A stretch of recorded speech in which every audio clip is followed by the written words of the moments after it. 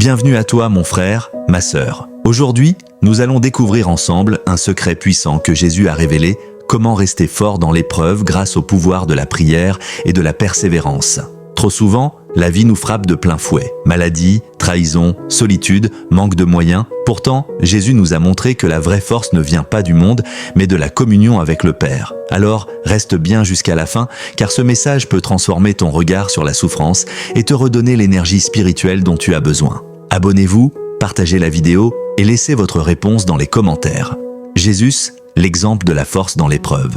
Lorsque Jésus traversait le désert, face aux tentations du diable, il n'a pas cherché la force dans la nourriture, ni dans les richesses. Il a trouvé sa puissance dans la parole de Dieu.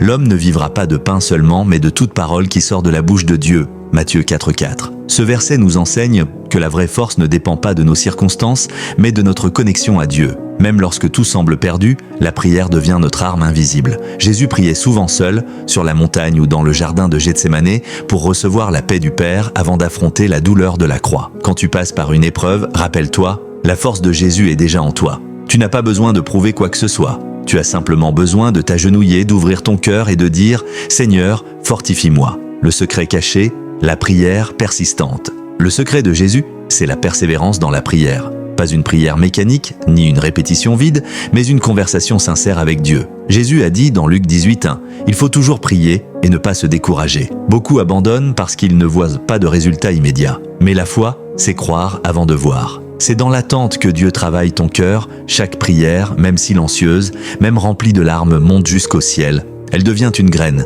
et cette graine, quand elle rencontre la foi et la persévérance, finit toujours par porter du fruit. Ne dis plus « Dieu m'a oublié », dis plutôt « Dieu prépare ma victoire ». La persévérance, le feu qui purifie la foi. Chaque épreuve est une école. Quand tu souffres, ce n'est pas pour te détruire, mais pour t'affermir. Regarde l'or, il ne brille qu'après avoir passé le feu. La persévérance, c'est le feu qui purifie ta foi. Dans Jacques, un verset 2-4, il est écrit « Regardez comme un sujet de joie complète les diverses épreuves auxquelles vous pouvez être exposés, sachant que l'épreuve de votre foi produit la patience. » Autrement dit, Dieu te rend plus fort à travers ce que tu endures. Si tu ne lâches pas, si tu continues à prier, à espérer même dans les larmes, alors un jour tu comprendras que tout ce que tu vivais faisait partie du plan. La prière te garde connecté à Dieu, la persévérance te garde en marche vers ta destinée.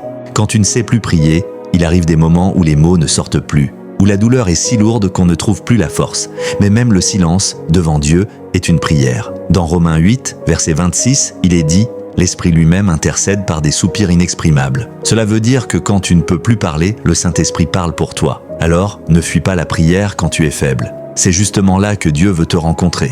Agenouille-toi même sans mots, laisse ton cœur parler. Dieu comprend les larmes mieux que les phrases.